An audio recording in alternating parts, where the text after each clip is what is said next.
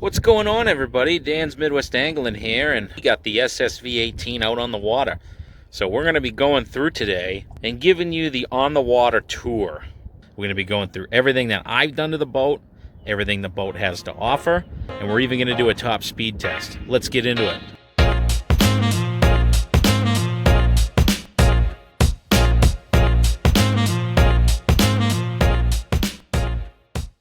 We might as well start at the most expensive part of the boat. The motor actually was more expensive than the boat itself. Mercury 60 horse advanced tiller. It's got troll control, so you can vary your RPM when you're trolling. It has the trim switch in the handle itself, so it's really easy to use. These new tillers are much better. They really have a lot to offer. Next, I had the swim ladder installed by the dealer. I didn't want to run into any warranty issues later on down the road, so I made sure that they drilled into it. I didn't want to wire in my nav lights just to simplify everything. So I went with the Attwood small craft navigation light kit. Works pretty well. It's pretty bright. You can see it very well at night, and they just stick on. So it really wasn't even that hard to do. Just the right height to be seen over the outboard. Now, when you buy the boat with the casting deck, it'll come with one Lund seat, which I moved to the back here. And I just use the regular bench-style clamp-on. It's pretty stable, pretty durable. As you may have seen in my trolling motor video, I put both batteries back here. It works quite well to balance my weight when I'm in here alone. And I put the gas tank in the middle. It barely fits, and I don't know if you can get it out without taking these bench tops off, but I don't really have any plans of removing it anyway.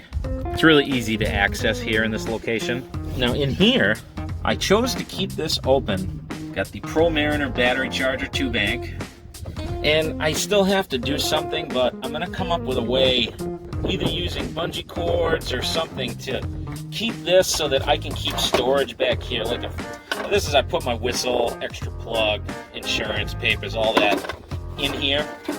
And I'll also have my first aid kit in here as well. But I'll be coming up with something to make it so that whatever I store in here doesn't go flopping around. Now this right here, I have two Garmin EchoMap UHD 93 SVs on this boat. They're the exact same. They're also networked together, so it really doesn't matter which one goes where. Since they're networked, when I put waypoints on one, it'll show up on the other. I found that when I'm driving, I can easily glance back and forth. This is the first big tiller that's bigger than probably 25 horse that I've ever driven. And so I really didn't know what to expect when I got it. But after doing the break-in period, I have to say, it's really comfortable. It drives really nice and it handles really well in rough water. Now I plan on doing a lot of vertical jigging off the back of this tiller here. So this is actually a really convenient location. And I put in these Velcro rod straps. You could put several rods on and still be able to seat a passenger there without them sitting on your rod tips. I chose to put the fire extinguisher there because there's going to be quite a gap between it and where my fuel tank is, and the most likely place where there's going to be a fire on this boat. The drop-in floors are worth it. They're very nice. They transition really well. Chose to put my Rapala toolkit right there. It's magnetic. That way it's halfway between the front and the back of the boat. No matter which position you're fishing in, you can easily reach it. Now, one of the reasons I went with this boat is because it has plenty of seating and a lot of room for activities. So I ended up installing these flip-down cup holders. So person sitting there, person sitting there, everybody gets a cup holder. Even where I'm sitting, gets your own cup holder. The SSV-18 is rated for 7 people. There's starter pontoon boats that don't even have that kind of a rating. Now what I did for a casting seat, this is the Tempest Guide series casting seat. It matches the Lund seat very well. They're about the same colors. Everyone that I've asked about it said they wouldn't even be able to tell the difference. They figured that it actually came with the boat. Now when we get into storage, that's probably the biggest con with this boat. Storage is a premium. You don't have rod lockers, and that's why I have the straps in the back. And up front here, I have this little bungee cord. Whoever's rods are on the casting deck will be able to be secure there while the boat is on plane. But on this side is where I'm going to keep my tackle. I'm currently in the process of going through it. It got really wet in my old boat, and a lot of my stuff got ruined. I'm going through my hooks, trying to give them a vinegar bath to get the rust off of them.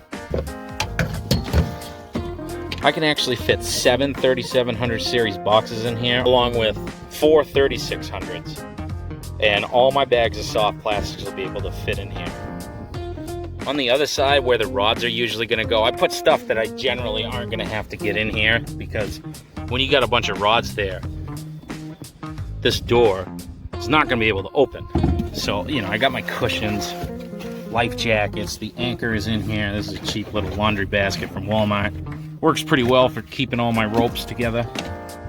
I have another one of these 28 quart totes, and that's got all my rod holders in it. And then like my safety paddle, which should probably be in a better position to get to it. You know, bump board, depth markers, and then my lights are also in there. The rod holders, now this was a mistake that I made. I ended up going with the Wise ones, which these are fine rod holders. I had them on my old boat for years. But unfortunately, they don't make an extension. And so I'm gonna have to go through at a later time and figure out a brand of extension that'll work with these. I think I got one. I think there's one called Fish On.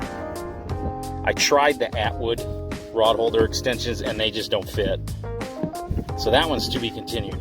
A lot of people that have a Lund SSV go with side mounts, but I didn't want to drill into the hull. I figured it's a lot easier to drill into this wood. I just got to come up with some sort of cap, because these ones are totally hollow, and so you can feel the foam. There you can see we got the bow light put on. It works like the one out back. It just goes in the post and uses that little safety pin thing to hold it in place. It does not come with that post to raise it up. So I just got a cheap little piece of 1/2-inch pipe.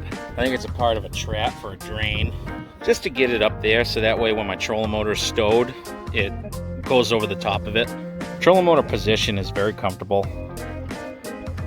I feel like I got plenty of room up here to control the trolling motor. One thing I really like about this boat is the casting deck has a lot of space. You got plenty of room to move around up there. You got room to sit, you can stand. Whatever kind of fishing that you want to do, you can do it. The Garmin's mounted in a very convenient location. There's absolutely zero interference on the Garmin, so that means that everything was installed properly, get good signal. On the one out back, I can actually read depth up to 30 miles an hour on plane. And my Humminbirds on my old boat, I couldn't do that. I would lose signal at about 10 miles an hour, it was gone. I may need to come up with something with this rat's nest of wires between the trolling motor foot pedal, the extra transducer wire, and the extra power wire. It's kind of all cattywampus down there. But there's my box for my trolling motor install. Plugs in real nice. Just use flex tubing around the cord. The Power Drive 55 pushes this thing around pretty good. I mean, it's not exactly rollers out today, but I don't think that you need a 24 volt. Of course, I mean, 24 volts always better, but you could definitely get away with just a 12 volt trolling motor on this. And now the question that you've all been waiting for. How fast does a Lund SSV-18 with a 60 horse go? Well, let's find out.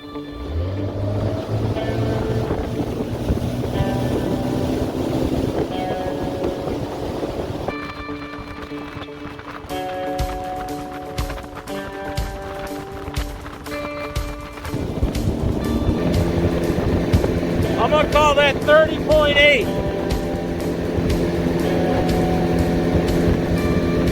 That is the Lund SSV-18. I'm very impressed with this boat. I'm absolutely glad I bought it, and I would absolutely recommend it to anybody who's thinking about pulling the trigger. Just over $20,000 out the door, and you get a brand new 18-foot boat that can get you up to 30 miles an hour. Got all this space to fish out of. You can't beat it. There's no beating it.